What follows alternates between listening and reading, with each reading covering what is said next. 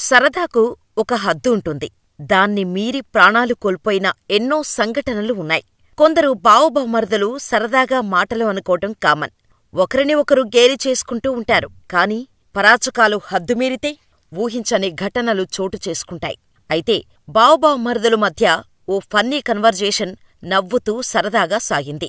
అంతవరకు బాగానే ఉన్నా అలా మాటలు కోటలు దాటి వారి పరాచకాలు హద్దుమీరాయి. సరదాగా వారు చేసిన ఓ పని ఒకరి ప్రాణాలను బలితీసుకునేది.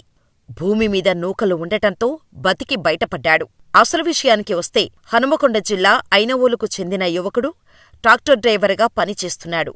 వర్షాలు కురుస్తుండటంతో పొలాలు దున్నుతున్నాడు. ఈ క్రమంలో ట్రాక్టరుకు ఓ సమస్య తలెత్తడంతో మెకానిక్ వద్దకు తీసుకెళ్లాడు.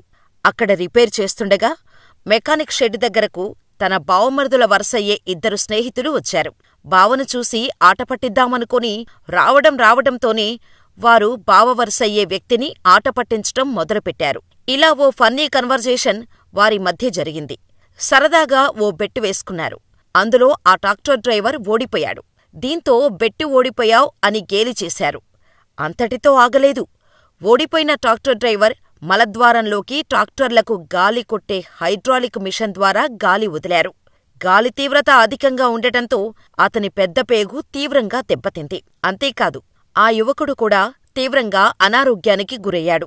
ఒకానొక దశలో అచేతన స్థితిలోకి వెళ్లాడు. దీంతో కంగారు పడిన బావమరుదులు ఆస్పత్రికి తరలించారు. అక్కడ పరిస్థితి నయం కాకపోవటంతో వరంగల్ తీసుకెళ్లారు. అక్కడి వైద్యులు సర్జరీ చేసి పెద్దపేగులోని గాలిని తొలగించారు. ఇప్పటికీ 1,00,000 పైనే ఖర్చు చేసినా అతని పరిస్థితి మెరుగుపడలేదు. మరికొద్ది రోజులు ఆస్పత్రిలోనే మానిటరింగ్ చేయాల్సి ఉంటుందని డాక్టర్లు తెలిపారు. సరదా శృతిమించితే ఎలాంటి దారుణాలు జరుగుతాయో ఈ సంఘటనే ఓ ఉదాహరణ. కాగా ఈ సంఘటన ఇప్పుడు హాట్ టాపిక్ అవుతుంది. ఆ గ్రామానికి చెందిన వాట్సప్ గ్రూపులలో యువకులపై పలువురు దుమ్మెత్తిపోస్తున్నారు. ప్రస్తుతం ఆ యువకులు గ్రామం వదిలి హైదరాబాద్ వెళ్లినట్టు తెలుస్తోంది. అయితే ఈ ఘటనపై ఇంతవరకు తమకు ఎటువంటి ఫిర్యాదు రాలేదని స్థానిక పోలీసులు చెబుతున్నారు. ఏదైతేనేం బావబామర్దుల మధ్య పరాచకం ప్రాణాల మీదకు వచ్చింది.